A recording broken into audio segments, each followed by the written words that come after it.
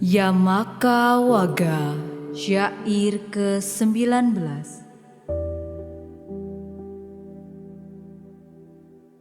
Bahum pice sahitang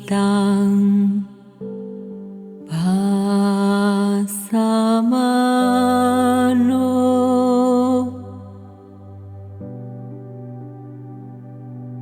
natakaro hotinaro pamatto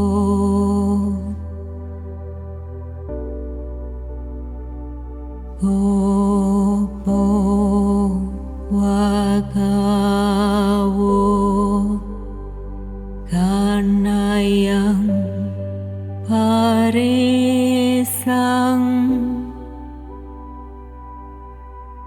na bhagawa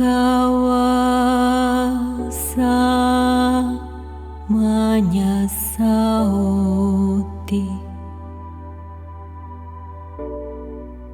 Bahum pice sahitang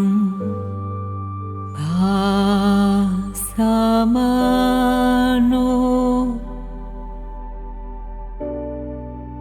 yang artinya, biarpun banyak membaca kitab suci, tetapi tidak berbuat sesuai ajaran, maka orang lengah seperti itu sama seperti gembala sapi yang menghitung sapi milik orang lain.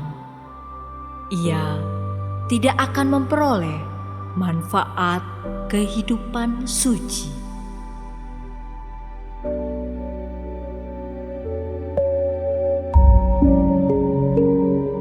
Yamaka Waga, syair kaping 19 ingkang werdine.